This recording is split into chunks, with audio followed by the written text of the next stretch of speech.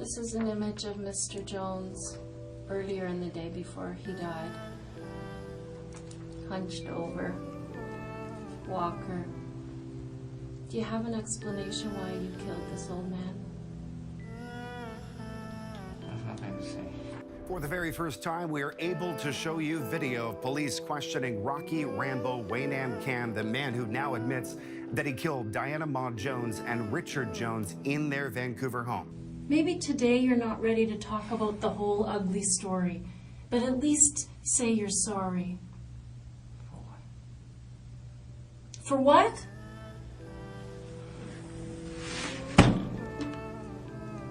You're an animal. After the officer storms out and the room is empty, Kam speaks in Chinese, saying, "This is effing crazy. I didn't kill anyone. How can I be sorry? I can only be sorry if I killed someone." Fast forward to his first-degree murder trial, and Kam has admitted he killed the couple, but claimed on the witness stand that he believed he was playing a video game. His lawyers are arguing it wasn't premeditated, and Kam was unable to form the intent for murder. The case of Rocky Rambo has been covered on other channels, and very well so. But in this video, we're not going to focus so much on the crimes he committed. Instead, we're going to examine some of the footage from his initial interrogation and see if we can try to make any sense of the defense he tried to use, which was that he was suffering from a mental disorder and was operating in a so-called gaming consciousness fantasy when he took the lives of two innocent people. Before we get to the footage and our speculation about Rocky's personality, we should try to answer the question of what is gaming consciousness and is it even real? Another question we'll try to tackle along the way is, do we know if violent video games lead to violent behavior in the real world? The shortest answer to our first question is that gaming consciousness is the kind of defense an expensive legal team will formulate in a high-profile double homicide when the defendant is said to spend up to 90% of his daily life playing video games. It's just the obvious connection to try to make. The argument is that his sense-making apparatuses were operating on gaming logic rather than real-world logic, and his conscious mind somehow convinced itself he was inside of a video game, hence gaming consciousness. Is it real? Well, not quite. While the DSM-5 describes gaming addiction as a disorder, and internet gaming disorder is discussed, but pending further research, that's about all there is in terms of video game-specific disorders. However, there is a growing body of research and some novel ideas we'll explore a bit later in the video, especially around the idea that gaming addiction might be more of a coping mechanism than a standalone disorder. But first, let's get to know Rocky. So that's basically the legal side of it done. The time by my watch, like I said to you, it's 12:55, so it's 5 minutes before 1 in the afternoon. It's still November the 6th. 2017. I just switched that recorder off while you were in the room. So again, to explain, you're hearing in relation to police file 2017-199-228, and for the benefit of my little recorder there, what's your date of birth, Rocky? 82. August 92. Okay, and your full name, Rocky Rambo Wei Nam Kam. Yes. Yeah, you're laughing. Why are you laughing? I don't like that. Oh. You don't like all of the names or some of the names? Rocky Rambo. Do you know Rocky Rambo? Well, I know a Rocky Rambo, yeah. You look like Rocky Rambo, do you? Not much, no. Is that well, that's obviously the name that your parents gave you? Yeah. Yeah. Kiss, I mean. Huh? Kiss, I mean. Yeah. So, well. Oh, well, you know. Well, but everyone could, after they know my name, they could surely know me, like Rocky Rambo. Who? Oh, that guy. When you meet people, you mean? Yeah. Oh, Rocky Rambo. Oh, do you know Rocky Rambo? Oh, sure. Yeah, that guy, right? Yeah. Well, yeah. There's not. It's quite an unusual name. So here we see Rocky tries to explain why he doesn't like his given name. He makes several attempts to communicate the idea that his physical appearance doesn't match the image that the name brings to mind, but he's largely unsuccessful. This could be attributed to the officer not paying enough attention to get the joke, but it still does give us an idea of how socially awkward Rocky is. This exact scenario has probably occurred multiple times in Rocky's life, where he awkwardly tries to explain his admittedly misleading name with an attempt at humorous self-deprecation, but only the self-deprecation is communicated effectively. So, Chris is going to get you a bottle of water. Okay. Did you want anything else? You said about a snack? Maybe I should go to the washroom. You want to go to the washroom? Yeah. Okay.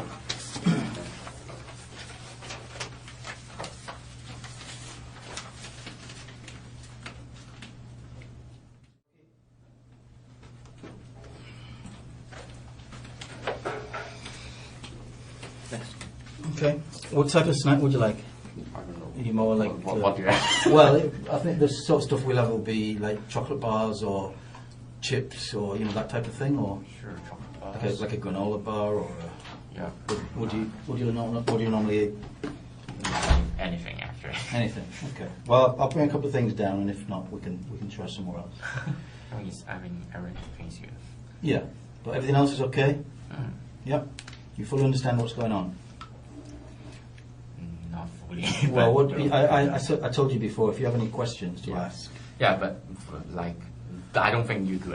No, and like I said, Chris and I, our job is to make sure that this is taken care of, and any questions you've got along the way of any of the police officers that might speak to you today, you can ask those questions, okay? Yeah.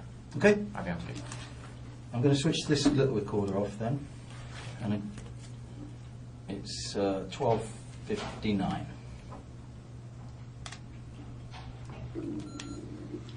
Okay. We maybe see you later on.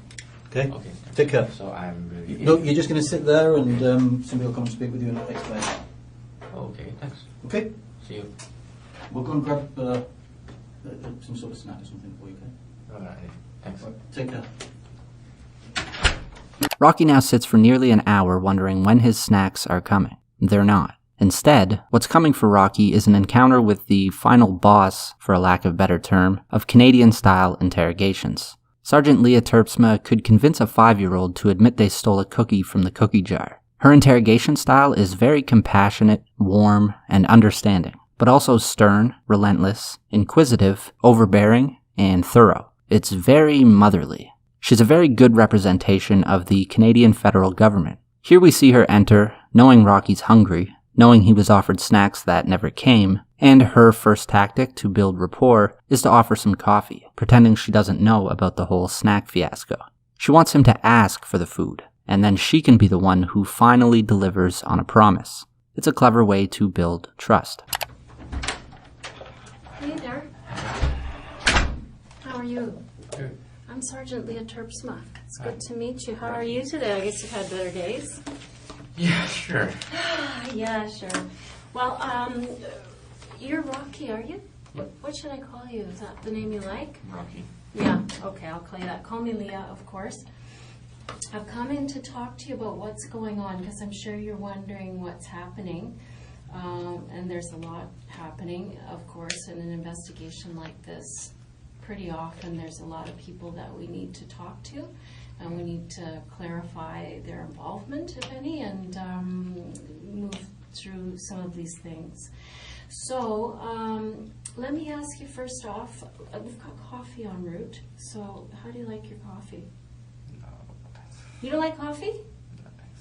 Oh my God, you are not a millennial. Would you like something else? I want some snack, please. Some food? What would you like to eat? Something that I can eat. Like what? Like a sandwich? If I can, sure. Sure you can. What would you like? Anything. Sandwich is fine. A sandwich, like a chicken sandwich? Sure. Okay, we can arrange that. Yeah, make sure you let me know, Rocky, if there's anything you need for your comfort today. Like the bathroom or something to eat, or how's your health? Do you need medication at all, or? No. No? You're good? Good. Good. Yeah, sometimes people are, you know, they're sick people and they need their medicine from home, so we've got to get that for them. So thought I'd ask you that. You know you're under audio and video recording now? Yeah. Yeah. And I understand you had a chance to talk to a lawyer. Yes. That's good. Good. Tell me, when you were dealt with this morning by the police, or this afternoon, I guess, how did they treat you? Oh, what do you mean? Well, how were you treated? Were you treated well? Do you feel... Surprise, of course. Yeah, you're surprised. Okay. That makes sense to me. But did anybody do anything that you thought was kind of rough, or said anything to you like you had to talk with the police today, or something bad would happen? No. Did somebody say something good would happen if you cooperated with the police today? No. Yeah, that's good. Because if someone did or said something like that, that is not in effect, and we don't operate like that. So it's entirely up to you to, cooperate. And I appreciate how pleasant you've been, and it makes it a lot nicer for me when I have to come and talk to somebody and they're not a beast about it, So I'm going to get some sandwiches going. So do you have any understanding of why you're here today? Yeah. Yeah? What's your understanding of the reason you're here today? They said I'm under arrest for 2 counts of murder. Yeah, do you know anything about that? The name of it. Do you know those people? No, you don't know them. Okay, good. Well, that's good to know. Have you heard about anything about this in the news or anything like that? I don't watch news. Oh, you know. That's smart, because the news will get you depressed for sure. So then, yeah, the reason that you're here, Rocky, is that,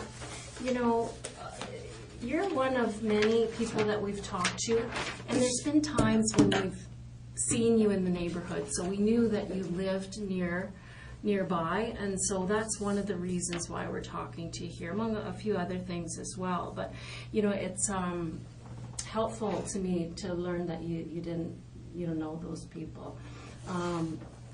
Here they are here. Do you recognize those folks? I have nothing to say. Yeah, go ahead. I have nothing to say. Okay. All right. So with regard to these people, are they familiar or neighborly with you? I don't want to talk about it. Okay. So obviously this brings up something emotional for you, Rocky. You seem... I don't have nothing to say. Okay. Well, of course that's your prerogative, for sure. Do you know what I mean? I don't know prerogative. Prerogative means it's your choice. That's your druthers to do that. I just want to make sure that if there is something that you want to talk about, that I give you every opportunity to do that. You seem confused by all this, so yeah, I just wanted to make sure that we came in and gave you any opportunity. If you did know those people, then it might explain some of the the video that we have in the neighborhood and stuff, that that you're there. Or maybe your friends are theirs. I don't know. Maybe you're upset because your friends are no longer with us. I don't know.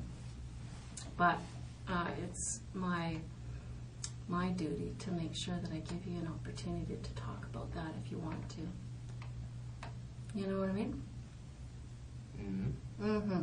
So yeah, I mean, these things, you understand how police investigations work, I'm sure, and that you don't. Have you ever been arrested before, Rocky? No. No. Okay. Well, a lot of times they start out very, very broad, and we end up with a big net full of people, and slowly those investigations, they narrow and narrow and narrow, and it helps us to focus and find where we're headed next. So that's what we're doing here today, is just to find out what your involvement in this situation, if in fact you have any involvement in this situation. So if you know those people, it would be nice to hear an explanation for that. If you don't know them, that's fine too. I'd just like to know what your position is on that. What do you mean position?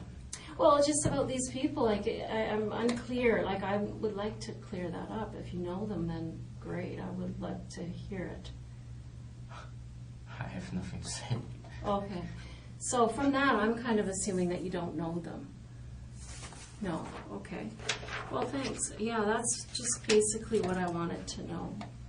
The line, "I have nothing to say," accompanied by nervous laughter, is a staple of the 8 or so hours of footage, and using laughter as a coping mechanism indicates that Rocky is feeling some kind of emotion whenever the details of the case are brought up. Usually the strategy would be to keep pressing where it hurts, but it's still too early in the interrogation. She moves back to small talk, now with the lingering threat that if Rocky doesn't want to talk small, they can start to talk big again. This method of inducing stress and then relieving it is repeated several times throughout the opening stages, and one of the primary reasons for doing it this way is to emotionally exhaust Rocky before the later stages of the interrogation begin. So is there anything that you need right now, Rocky? Savage? Yeah, okay. So those guys will get that for us right away, and they've got coffee on the route, but I know you don't want any coffee. So, Rocky, you're kind of new to BC, aren't you? Yeah. Yeah, what are you doing here? Finding jobs. Oh, okay. Somebody told me that, actually, Simon, who arrested you, he told me that you were saying that jobs were kind of hard to come by back in Alberta. What kind of work do you do? I know specific job that I know. At this point, I don't know. You don't know? You're still searching? I'm willing to do many things, but well, not much I can do. Normally what? Not much I can do. How come? Because I Well, think Simon told me that you also had been educated in, was it economics? Yep. Yeah. So that's kind of important job, isn't it? No. How come? What does that get you? What kind of job would that mean? Like accounting, or what would that be? What? Economics. Yeah. What kind of job would that give you? Working bank, kind of things. Oh, But, okay. well, so far, like purchasing, that kind of thing, but, well, we want to know. Oh, I'm interested to know what brings you out west, and I thought maybe it was our mountains and lakes. No. You're not an outdoorsman? No. No, okay. Well, sometimes people come here for that stuff, right? Because we are pretty full of the outdoors life. No, so you're not working at all now? No, a few months back I worked some moving. Moving company? No, I don't know if it's a company, but, well, a friend, a roommate Okay. asked me to, do you want to do some moving? Like, need some cash, kind of thing. Just Okay. something like that. Good. Are you finding it less expensive, more expensive out in Vancouver here, or what? More expensive. Yeah, for sure. I saw an orange, like $7. What? Really? Yeah, Geez, where are you shopping? safely. Near your place? Yep. Geez, that's it for one orange. What? What did you say that was? Yeah, $7? $7, one orange. That's- Wow. I don't know, maybe it's special, but I don't know. That is special. I think you could probably find something cheaper than that. That seems crazy to me. Yeah. Wow. And so, are you close with your family? I don't know how to say close or not, but we communicate. Oh, that's good. Well, some people are, estranged. They're not close with their family, and it causes issues, in our lives. You're making a face, maybe it doesn't for you, but it certainly did for me when I was about your age. How old are you, 25. 25? So around that time in my life, it was, it was kind of, there was pressure on to get doing something important, What? There's pressure to get a better job and to do better and do stuff, and there was a lot of pressure. I don't know if it's true for you, but maybe not. I think so. What? I don't think so. No, you're fine. Okay, that's good. I still have money, but You still need money? I still have money. Oh, that's good. How do you have money? I was sadly saying it's my parents' money. Oh, okay. What do your folks do? What do your parents do? My mom is retired. My dad is an engineer. Oh, yeah, okay. What I kind of don't know engineer? what kind of engineer. No? I don't know. I don't know much about his job. He doesn't tell you? No, I'm just not interested in engineer. Oh, yeah. Did he want you to be an engineer? He said he don't like engineering, actually. Oh, really? But, well, Made him a nice living, though, huh? Not bad. not bad, not bad. What'd your mom do? What did your mom do? She was a teacher, but she's retired now. Oh, that's good.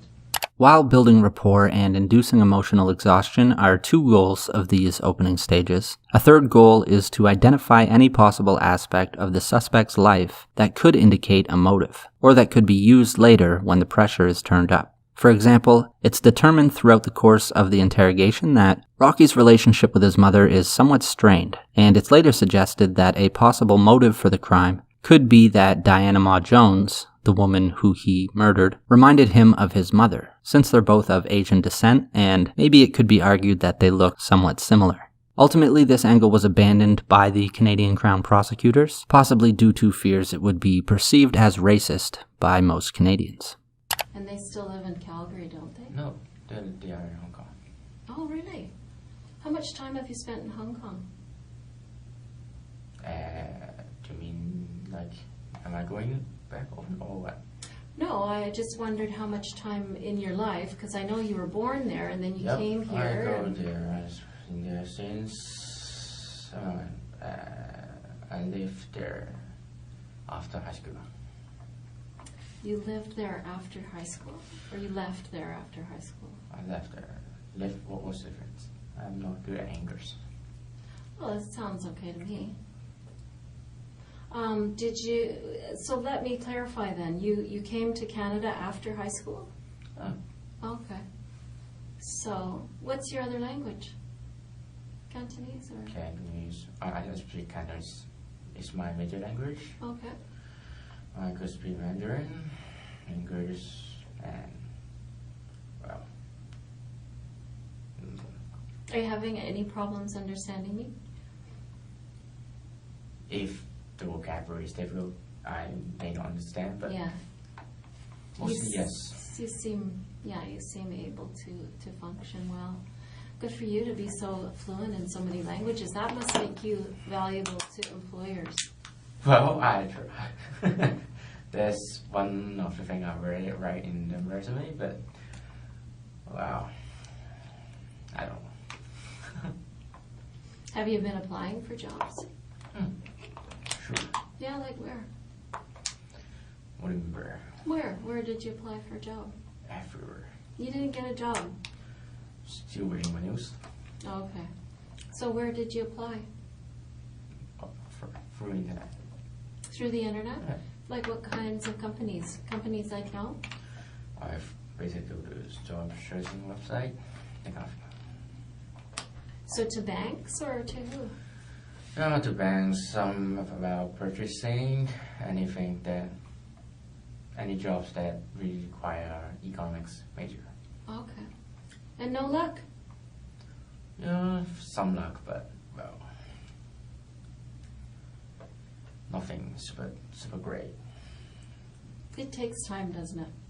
Well, it takes time. I heard some people spend like 2 years to find a job that you could do, and well, my work experience is not very good.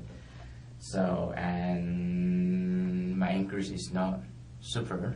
So, well, it takes some time. So, well, I'm still waiting. I think your English is excellent. No, I don't think so. It is. I'll tell you, it's quite a bit better than my Cantonese. of course. don't speak Cantonese. No, I did take a Cantonese course a few years ago, and I found it so hard. Well, it's necessary to learn English in Hong Kong, but it's not necessary to learn Cantonese. Well, it's getting that way. No, I don't think it's Mandarin, right? Oh, is it mostly Mandarin? Yeah. Oh. There's more people speak Mandarin. We have a lot of kids applying to the police department of Chinese descent, and most of them, I think, speak Cantonese before Mandarin. You don't agree, eh? I don't know, but, well, more people speak Mandarin than Cantonese, that's Okay. for sure. All right. Well, maybe that's just my anecdotal information. Okay, so you're applying for jobs and haven't had any luck yet. Well, some, but I'm still good. You're still good for money and everything? Yeah, so, well, I could wait. You can wait? Well, that's good.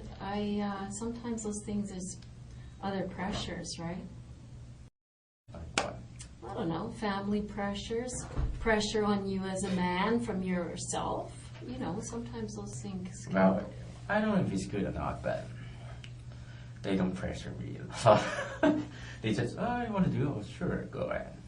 Oh, that's good. Just like, I want to go to Canada, like Calgary. I don't want to stay in Hong Kong. Just, okay, sure, yes. So, well, Nice. They support you. How are things in Hong Kong? Did you live with your parents? yeah, sure. Sure. And how was that?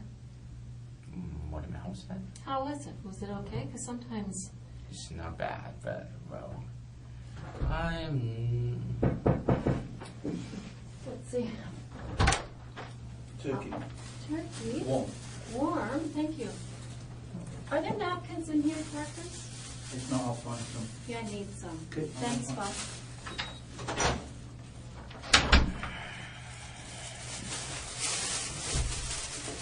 There you go, my friend.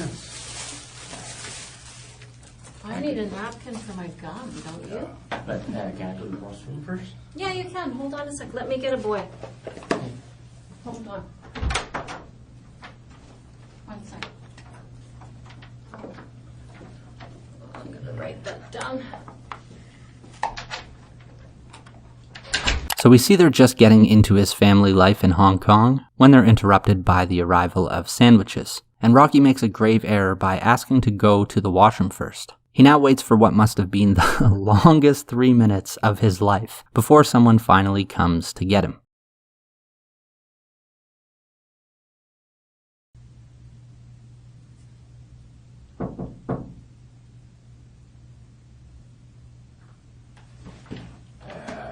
What?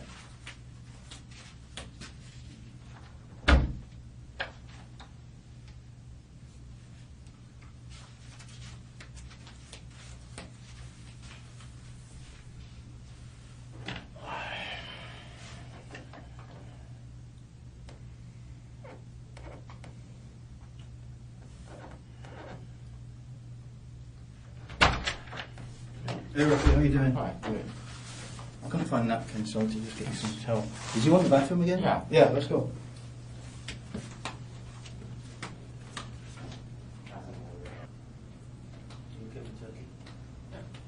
Thank you. All right, no problem. See you later. See you.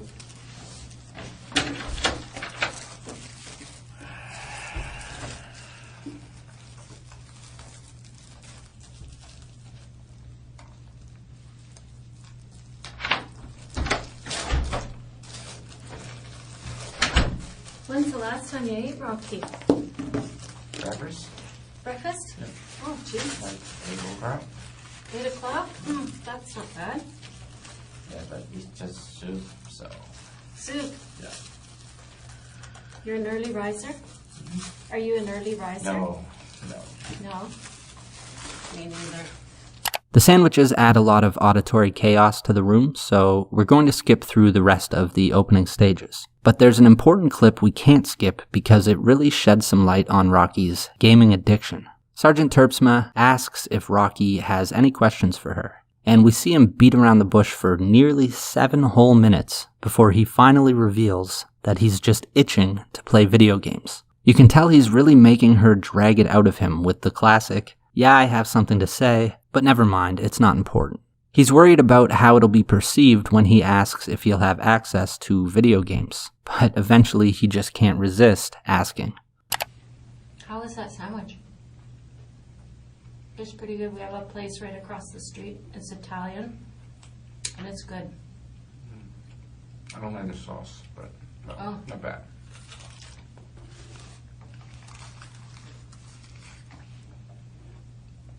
It's kind of a mustard thing, isn't it?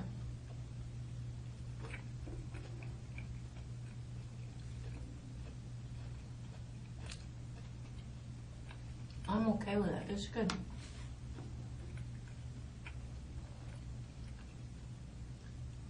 Do you have any questions for me? No. No, I have, but I think you answered. Try me. You never know.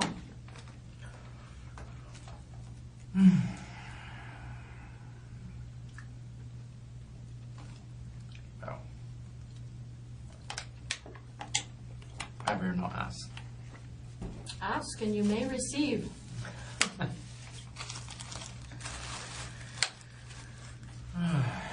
Is there anybody that you'd like us to contact? Let them know where you are? No.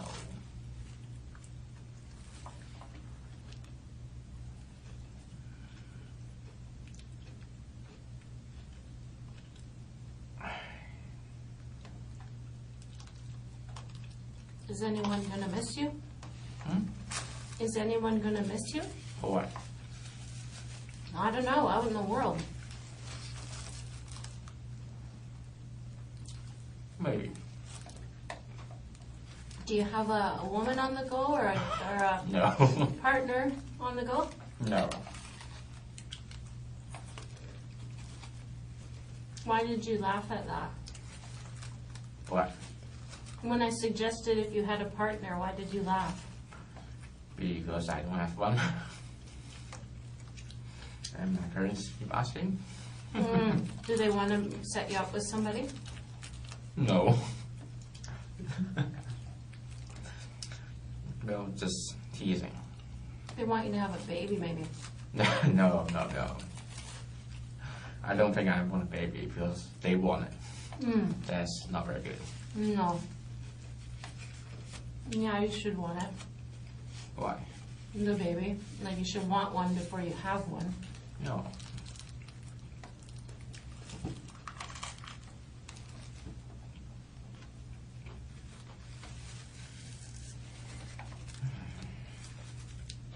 So if you reconsider that question What? you have for me, don't be shy about it.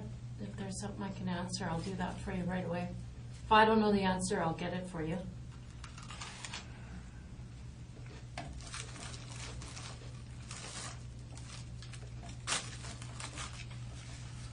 No, I don't think so. Okay.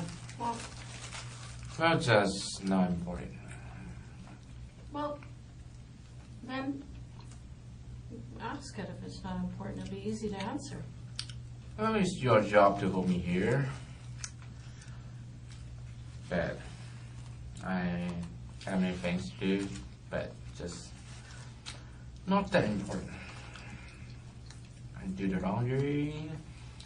I want to buy the new pants, new shoes.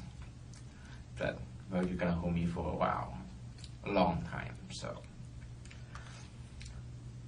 Well. You said it was my job to hold you here. Maybe. I don't know. No, it's I don't really know not. before. Yeah. But, well, I'm gonna be here anyway. Someone's gonna hold me. Police? I don't know. Well, I mean, one thing you should know, Rocky, is that I'm not here to hold you. I'm here to make sure that if you have something to say about this, whether it's to tell me that you didn't have anything to do with it, I'm here to receive that information from you. Yeah, but Whatever even it is. if I tell you that, you wouldn't release me because of that. You still need to do things, other people do their things, and I need to wait for a long time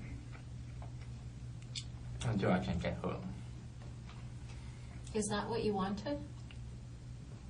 Wonderful. Like you seem like you have a set idea about what is going to happen. What do you mean wanted? What do you mean idea?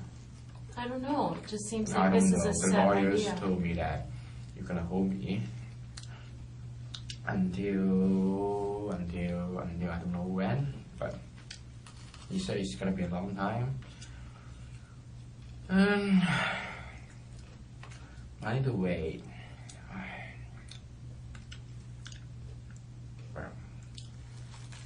Either way, what? I missed what you said there. You said either way, I need to wait. you're going to wait. I need to wait. Okay. Well, I'm patient. I'll wait for you. I'm not. You're not patient? You know why you're not patient? I don't think anyone will be patient to like hold here to, well, without anything. Like, I want to play video games, but well, that's not much of a choice. No, we don't have a lot of video games, Rocky. That's true. So I'm forced to not play video games and to eat the food I want to eat, that kind of thing. Of course, I'm present. But well, this murder is serious, right? Yeah, that's true. That is one of the downsides, is that your options kind of get limited on what you get to do with your spare time.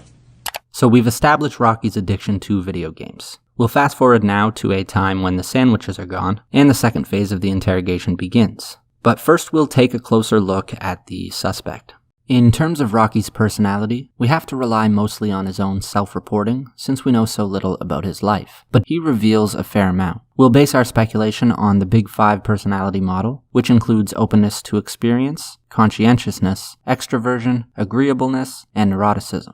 We see openness to experience being relatively low based on the fact that he reportedly spent up to 15 hours per day playing video games. I say relatively low because there's still some opportunity for things like adventure and intellectual curiosity in the gaming world. In fact, to my knowledge, that's mostly what games are about. But when a person only wants to have those experiences through one medium, in this case being video games, it's hard to call that a high level of openness to experience. Conscientiousness is interesting with Rocky. We see that he passed through school without any problems and went on to earn a degree in economics, but was unable to hold down a job, perhaps due in part to the fact that he reportedly played video games for up to 15 hours per day. That being said, does conscientiousness only apply to work and career? I don't know, like maybe he worked really hard in his video games and was one of the top players or something. Or maybe he aspired to be a competitive player or a streamer, which I probably don't need to inform you, can earn a decent living these days. And while conscientiousness is often characterized by orderliness and a hard work ethic in the real world, at the extreme high end of conscientiousness, we see a tendency to become obsessive or compulsive in regard to completing a task on time or as perfectly as possible, or both. It could be that, since Rocky's financial situation was already covered by his parents, he simply became obsessive in pursuit of becoming the best video gamer he could. Something has to explain how he, in his own words at least, easily obtained a degree in economics from a Canadian college, while having imperfect English skills, and playing copious amounts of video games. I don't think it's so easy to claim that Rocky is low in conscientiousness. Extroversion is pretty obviously low, again due to the fact, never mind, you get it. He spent a lot of time inside alone. However, when he first arrived in Vancouver, he said he was staying at a hostel while looking for an apartment. I'm not sure what you know about hostels, but they're not exactly a place you'd go looking for introverts. Though it's likely he was there out of necessity, as it's not easy to find a place to live in Vancouver. He also mentions during the interview a time he recently went to a strip club, and he talks about having a lot of friends online. But we know he's socially awkward. He laughs when the detective asks if he has a girlfriend, and he's comfortable being alone for extended periods of time. So pretty introverted. There's not much at all we can say about agreeableness. He's polite and accommodating during the video, but also argumentative at times. Obviously, his crimes indicate a person with low empathy and no consideration for others, but ultimately, the only footage we have is of him being expertly interrogated regarding 2 homicides that he knows he committed. So we wouldn't exactly call that a baseline emotional state, and we wouldn't expect his behavior to be anywhere near typical. We'd be somewhat mistaken if we tried to draw any concrete conclusions about agreeableness based on this footage alone. Neuroticism as well is a trait we just don't have enough information to speculate about, but we do know that he is self-conscious and socially awkward, and he was diagnosed with clinical depression over the course of this case, so low neuroticism isn't much of a possibility. But we also see that he's able to withstand the psychological pressure of this interrogation, and he displays a level of emotional stability which, under different circumstances, I might call impressive. It's just not clear exactly how his mind works. How are you doing? Okay. Yeah, you okay? Alright. Check water? Thanks. Yeah, you're welcome. How are you doing? Not bad, not bad. Yeah, good. Of course it's boring. It's boring? Of course it is. Oh, you hurt my feelings. I don't think you're boring. Why? Oh, because I think you're interesting. No. Yeah. It's totally boring. I guess it's all a matter of perspective. Earlier when I was talking to you, Rocky, I said, I thought that you were kind of being hard on yourself. And you just did it again. Why? You just said you were boring. Locking this room. Oh, you're bored. I'm bored. Sorry. Bored. Okay, Sorry. that's different. That's my fault. Sorry. No, that's not anybody's fault. It's just one of those things. It's good to talk things through, right? Yeah, it's important that we spend time to clarify what we mean and what our issues are, because sometimes when I do these things, I have a certain idea in my head about what the problem is or what the complication is, and sometimes I'm wrong. When I talk to the person, they tell me what the issues are, I think, oh, I was off on that. I needed to clarify that. So that's something you and me, we need to do over certain issues, right? If you have a question, make sure you ask, and I'll do my best to answer the question for you. Okay? Mm-hmm. Is there anything you need? No. It's gonna take long.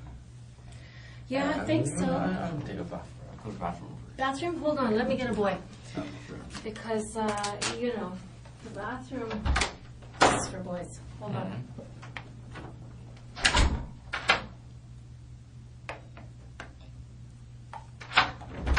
I'll be right here. Won't be very long. Okay. Yeah, make sure you just shout if you find you need something, Rocky, because I don't want to leave you waiting or needing anything. Yeah, I'm hoping that they'll get us some more coffee too. Not us, me. I know you don't drink coffee. You never drink coffee?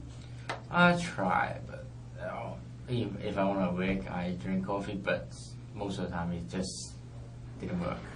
What about alcohol? Do you ever drink alcohol? No, I don't drink alcohol.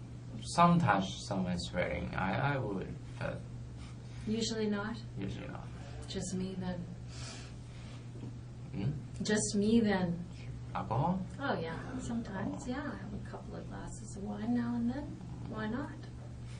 Tastes good. I don't know if they heard me or what. Let me go. I could wait. I know I need to wait, so I don't want to make you wait though, boss. Hold on. Now, what I'm about to say has nothing to do with any serious dissociative disorder, but video games are often a way, like any other form of immersive media or entertainment, to metaphorically escape reality, even if that reality is just boredom. But Rocky isn't just bored right now. He's also in a highly stressful situation which he should probably be more concerned about than his boredom. From this we get the impression that Rocky's gaming addiction might be at least as much of a coping mechanism as it is a disorder. Whatever the reason, when a person spends up to 90% of their waking life playing video games, it's not entirely unreasonable to question whether or not this can have an adverse effect on a person's mental development or weaken their connection to reality. And that's pretty much what so-called gaming consciousness is supposed to be. A state in which a person's perception of the world is built far more through video game interactions than real-world ones. And as a result, they come to think that the world operates more like how video games operate. Add a serious mental health condition, and a person may experience episodes where they fully mistake reality with a video game, and therefore behave in the real world the way they would in a game. There are obvious objections one might have to this idea. For example, when playing a traditional video game, meaning not a virtual reality environment, one is still quite connected to reality. You'll still be aware of what you're sitting on, you'll still know if you're hungry for real food or water, and you'll have frequent momentary glances away from the screen and into reality. Further, when you perform an action in the game, it consists of you pressing a button or a combination of buttons, which wouldn't feel the same as or be easily mistaken with performing the same action in the real world. To a rational, healthy mind, it's simply impossible to fathom mistaking reality with a video game. But if Rocky didn't have a healthy, rational mind, all of these objections are somewhat meaningless. It kind of doesn't matter whether or not the behavior can be understood rationally in that case. We wouldn't expect to be able to make perfect sense of it because it just may not make perfect sense. 2 years after Rocky Rambo Wei Nam Kam killed the victims, Dr. Edward Shen, a clinical psychologist, spent 11 hours with the accused while he was in custody. Mr. Kam remembered that he killed Mr. and Mrs. Jones. He was not able to give an intent, said Dr. Shen. Perhaps Mr. Kam was operating in a game consciousness. Mr. Kam might have anticipated gaming consequences instead of real consequences. Kam had been consumed by violent video games for much of his life. Dr. Shen told the court Kam told him he was shocked when Dianna Mah-Jones screamed, and Kam didn't know what to do because characters in the video game don't scream. Another example, Dr. Shen said Kam couldn't explain why he stabbed Richard Jones over 100 times. Because in a game, when you hit a person dies. And if they don't, you keep hitting the button. Kam admitted he bought a hatchet and other items from Canadian Tire, but he's unclear why. After dragging Mah-Jones to the kitchen where her husband was, Kam said he tied the legs of both victims to a chair. Again, he can't explain why. After cutting the twine, Kam testified he dragged the couple to the bathroom and put the bodies in the shower stall. After the killings, Kam told the court he was thirsty. He opened up the fridge, drank some milk, and ate a peach. He grabbed $30, keys, a wallet, and some bananas before leaving. Kam drove off in a car, went home, and had a shower. He dumped his bloody clothes and shoes in the garbage bin behind his house on Granville Street. Defense counsel Glenn Orris told the court Kam suffered from a mental disorder at the time of the killings. He thought he was in a video game, and within the game, he attacked and killed the couple. Defense says Kam has no prior history of violence. I believe the evidence will show no motive, no prior connection between Kam and the victims. He's unable to explain why he did these acts. There does not appear to be logical explanations for what he did in the house outside of a game. So we see that on the question of Rocky's mental health, everyone is pretty much in the same boat. It appears Dr. Shen wasn't able to extract much more information than Sergeant Leah Terpsma was, which gives us very little to go on in terms of understanding Rocky's mind or even his motive. We just have the defense highlights referencing gaming consciousness and a diagnosis for clinical depression, as well as a gaming addiction. The idea is that Rocky used video games and comics to fuel intense fantasies in order to cope with his depression. And in the process, he began to identify with the characters in the games and comics because he didn't like himself as a character.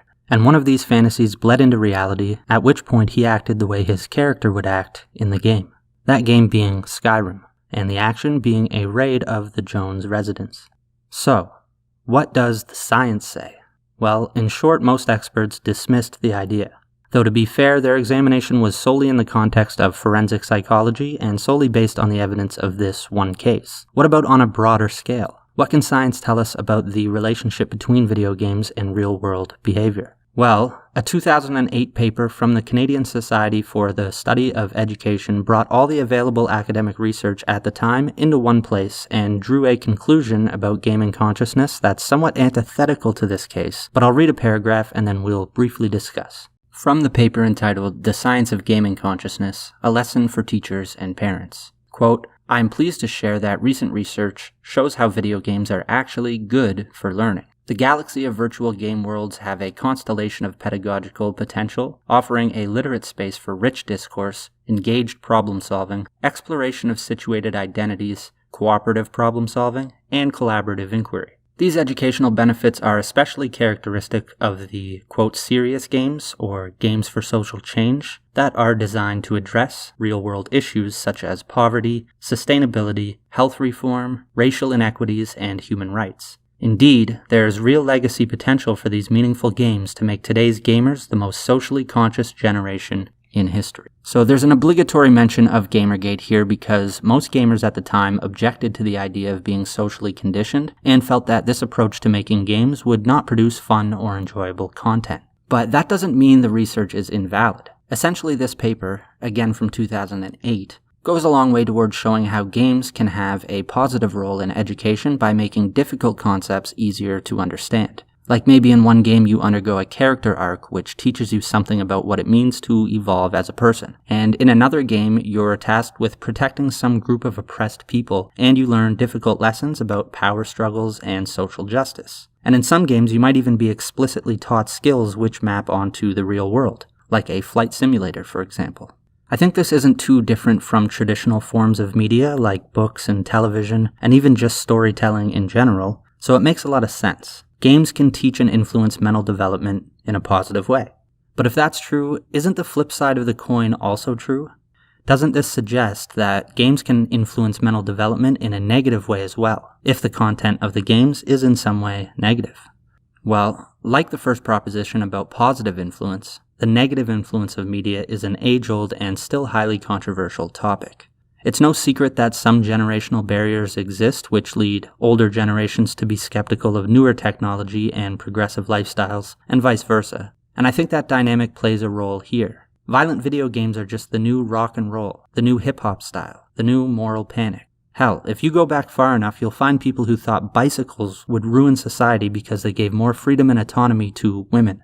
And in this case, like the rest, it's not so simple as just saying there's no problem here at all, but ultimately we let the science tell us what's really going on so we can make a better informed cost-benefit analysis. If we go back to the year 2000, the APA was pretty confident in the position that video games increased aggression. They held strong all the way up to 2015, when they published the infamous report that has been cited countless times by researchers and policymakers. Finally, in 2020, they began to revise their view. Quote, attributing violence to video gaming is not scientifically sound and draws attention away from other factors. They're still not saying violent video games are particularly healthy, but they issued this caution in light of emerging research and to warn against oversimplifying a complex issue. It's now their view that there is a small, reliable association between video games and aggressive outcomes, such as yelling and pushing. However, these research findings are difficult to extend to more violent outcomes, so not relevant to Rocky's case.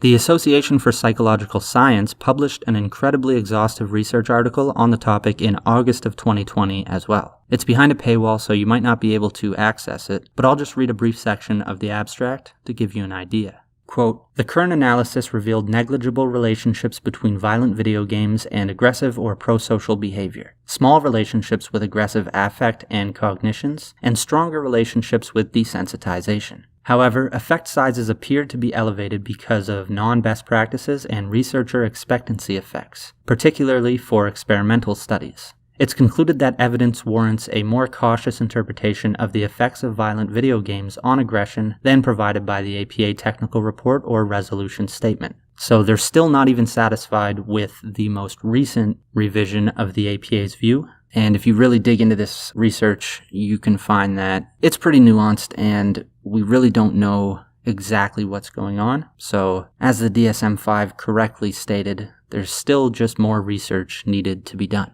But I think through all of this, there's an obvious fact emerging. It's one thing for a game to teach you how to drive a car or care about social issues. It's an entirely different thing for a game to turn you into an aggressive person who goes out and commits murder. The vast majority of people who play video games don't commit murder. Another way of looking at it is that many people are already predisposed to being pro-social and able to drive a car, while very few people are predisposed to committing murder. Therefore, just because people can learn how to drive cars in a video game doesn't mean they can learn how to be a murderer in a video game. The idea that violent video games cause violent behavior in otherwise healthy and morally conscious individuals just isn't supported by any science, research, or logic, or reason.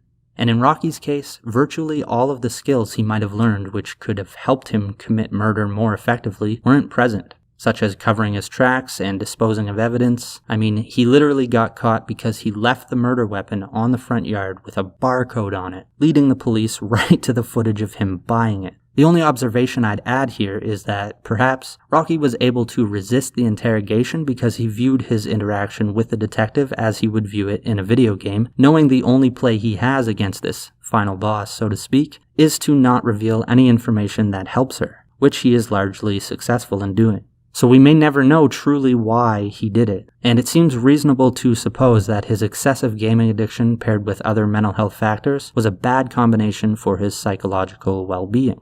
But the case just can't be made that violent video games were solely responsible for his behavior. Now I leave you with Sergeant Leah Terpsma in her final attempt to extract something, anything of value, from this interrogation.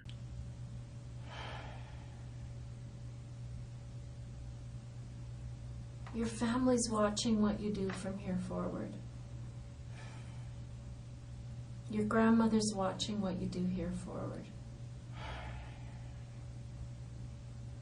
Come on, Rocky, you've got to do the right thing. I don't understand how this is difficult. It's very simple. It's very easy, actually. There is only one right thing to do.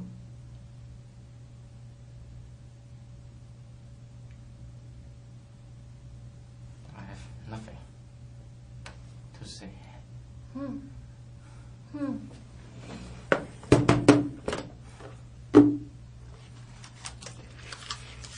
So, Rocky, one more time then. Why is your DNA on this knife outside the house where these people were killed? Can I have an explanation for that? I have nothing to say. Rocky, I want you to notice that there's an image of you here at the Canadian Tire, and you are buying a hatchet, a pair of gloves, and a hat. The hatchet and the hat are at the house, the exact same make and model as you bought, and the same hat that you bought, same brand, same logo, same everything, is at the house where those people were killed. Do you have an explanation for that? I have nothing to say.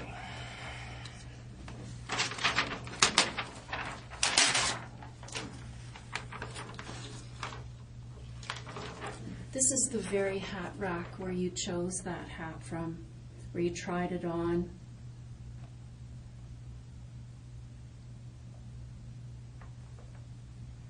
Put your forehead on the brim of it. All of this analysis is yet to be done. I don't want to talk about it. Well, I'm sure you don't, love. I'm sure you don't. That's the easy way out. I'm just changing phrase. I have nothing to say. Fine. So, can you explain why that hat, that is the same type of hat that you bought 2 weeks before this incident, is under the table with Mr. Jones' blood on it, the dead man's blood on it? Do you have an explanation?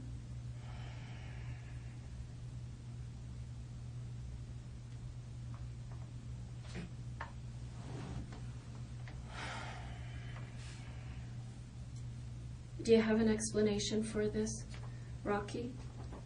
Maybe you were over there mowing their lawn and all your things were left behind after you did some gardening. Were you there at that house? Do you have an explanation for this hat?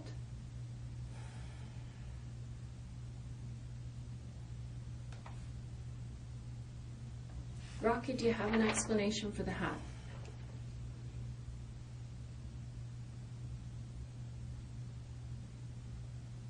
Do you have an explanation for the hat, Rocky?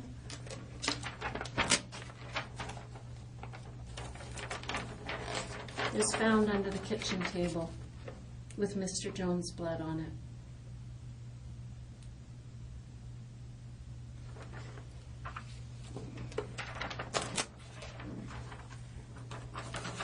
These were similar gloves to the ones that you bought right here on September 13th. These little rubber knobs on these gloves left patterns on the wall in blood.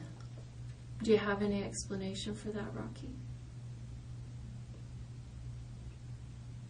No? You're good? Nothing to say? Okay.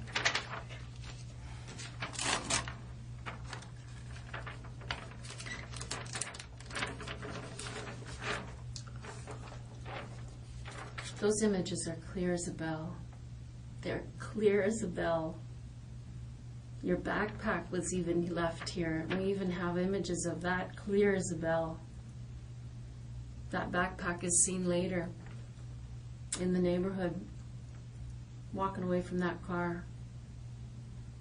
Do you have an explanation for that?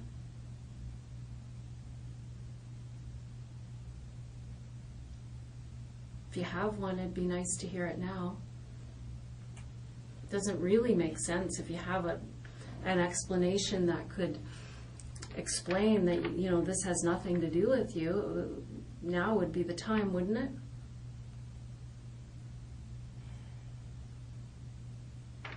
No?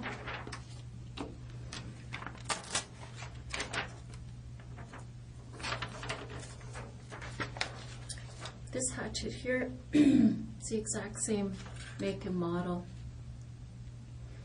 that you bought on September the 13th, sitting outside of the residence, blood all over it. Do you have any explanation for that, Rocky? No?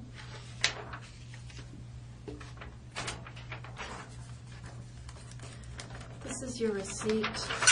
You didn't take the copy at the time, but this is your receipt from September 13th that shows the items that you bought, being the hatchet, gloves, and hat.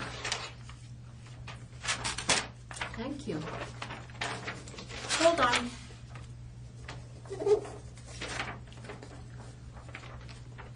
This is the car that belongs to Mrs. Mah-Jones. This is the car that was driven around the neighborhood and rifled through, and then the headlights came on. Just lit everything up beautifully for our video camera. Do you have any explanation for why your image might be on that video?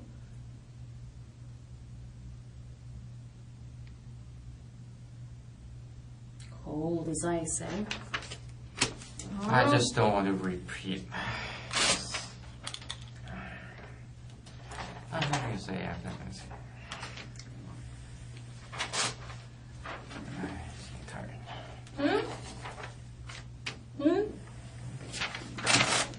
Thank you.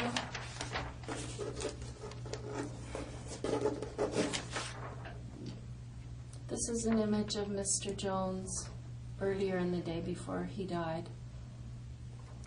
Hunched over, walker.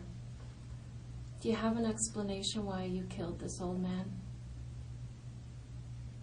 I have nothing to say.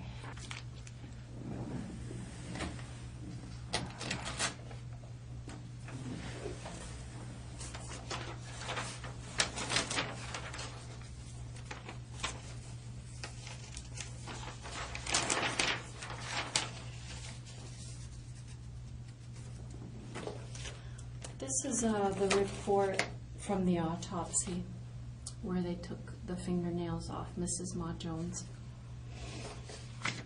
Is there any reasonable explanation for why Mrs. Mah-Jones would have your DNA under her fingernails? Is there any reason why that would happen?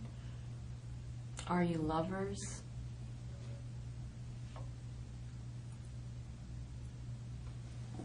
Thought not. How are you? May I ask, how are you? How am I? Yeah. Perfect. What does that mean, how are you? How are you? Just asking your age. Sorry. How old am I? Yeah. I'm 50. Oh. Why do you want to know? Sort of. How long have you been in the police department? 27 years. Oh, that's long. It is long, isn't it? I'm going to tell you how long it is, Rocky. It's been a very long time when somebody is faced with something like this, that someone opts to sit coldly and offer no apology, no remorse, no... If I say, what? You're gonna release me? No, it isn't about that. Don't you understand that after all this conversation, you're not being released? No matter what. I know. You've killed 2 people, man. You're not going anywhere. This isn't about being released. This is about helping other people.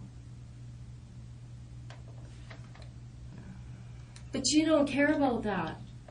That's all I've been talking about all night, is you helping other people.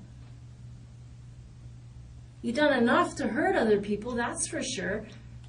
But you're just sitting there coldly. I don't have anything to say.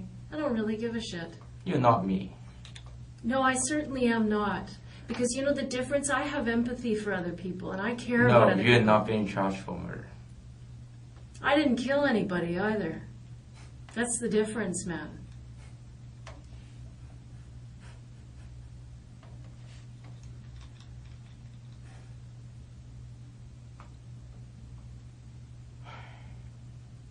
How you sit there coldly, I don't understand it, because it doesn't seem to be the person that your brother describes.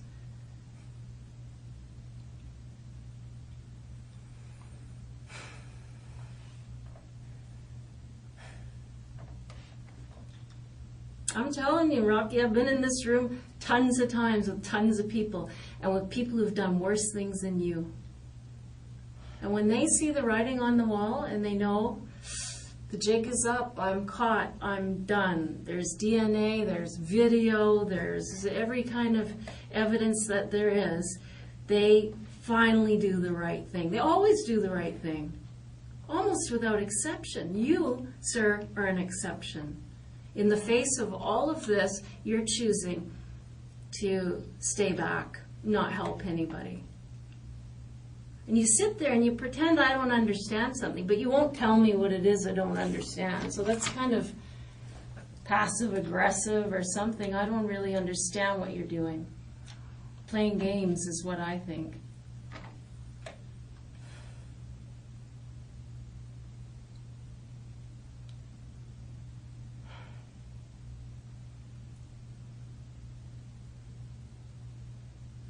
You just playing games, Rocky? Is that what it is? Like this whole thing seems like a big game to you.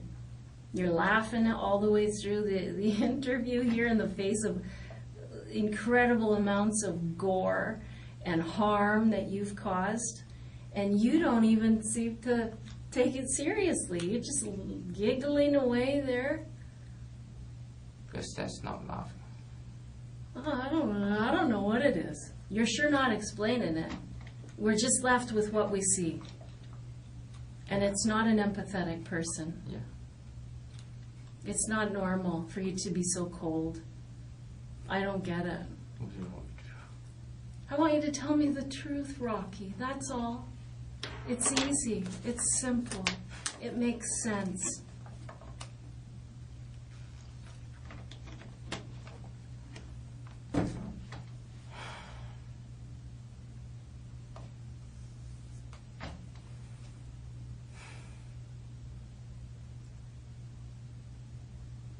Just tell me the truth.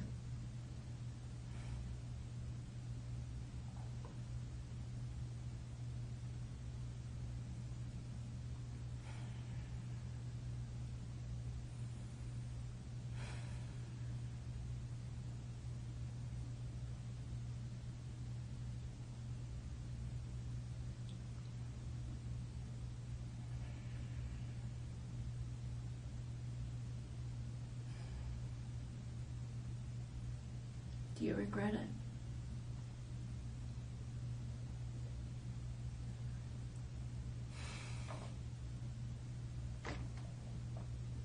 Do you feel sorry?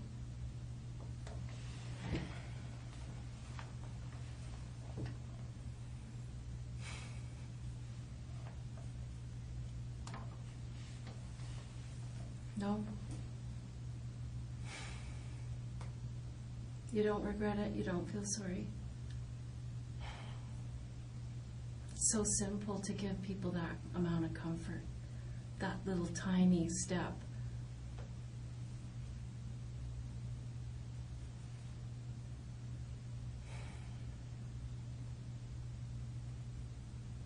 It's such a simple thing to give people, and you won't even give them that. I don't understand it.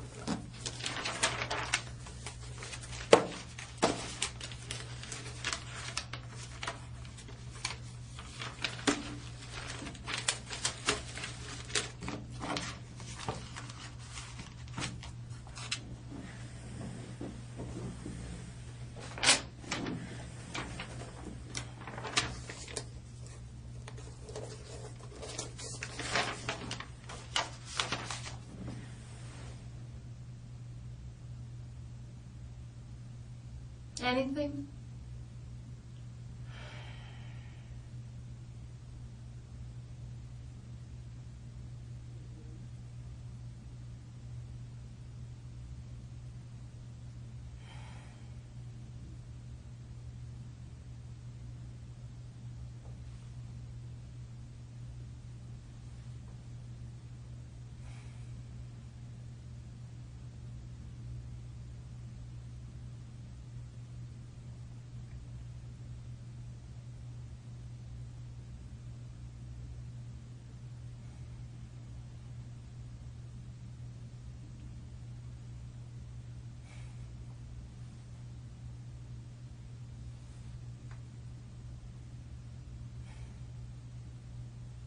This is your chance.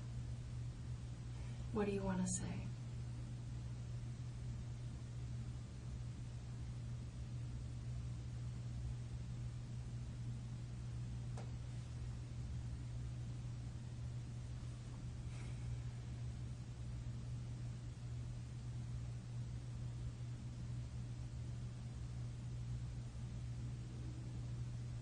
What do you want to say, Rocky?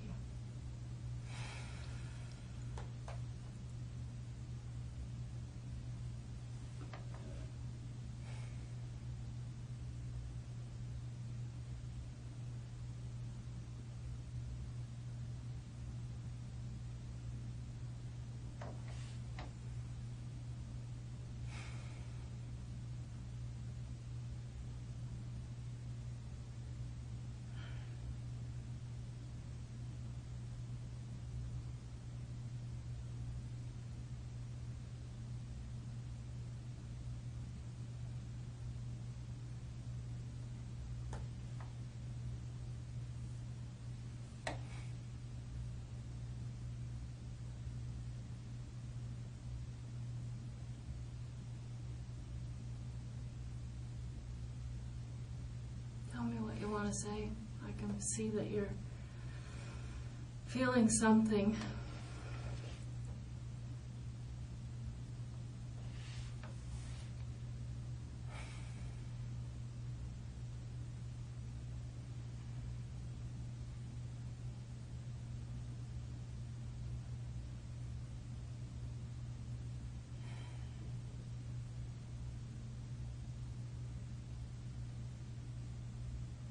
This is your chance, Rocky. If you want to say something, I would suggest that you say it.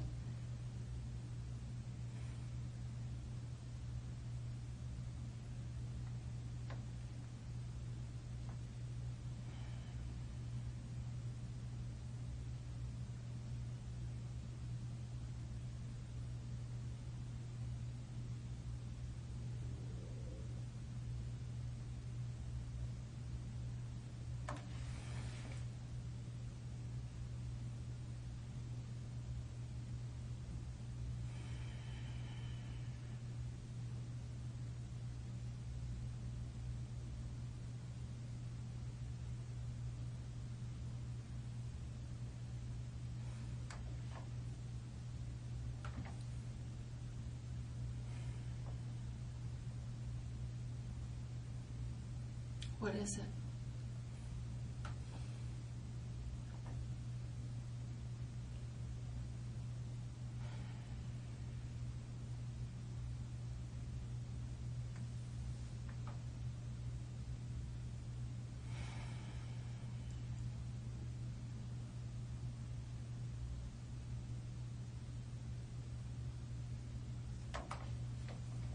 What is it?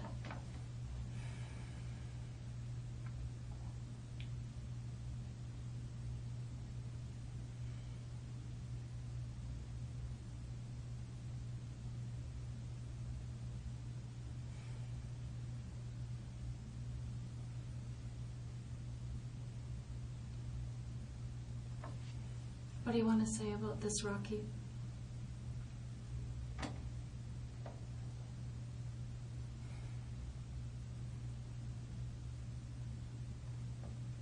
I don't want you to walk out of here today saying, frick, I blew my chance to explain anything or apologize for anything or express some remorse, Rocky.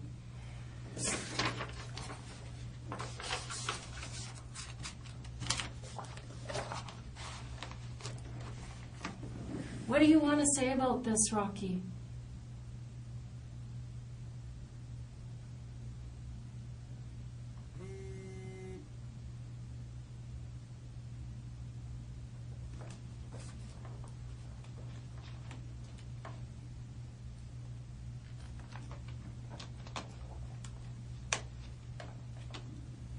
What do you want to say?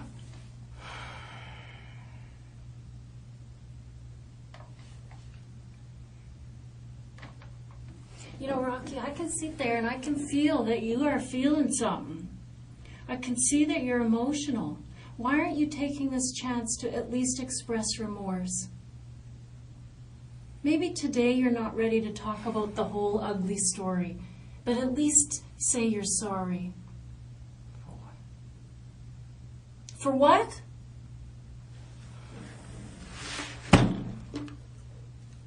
You're an animal.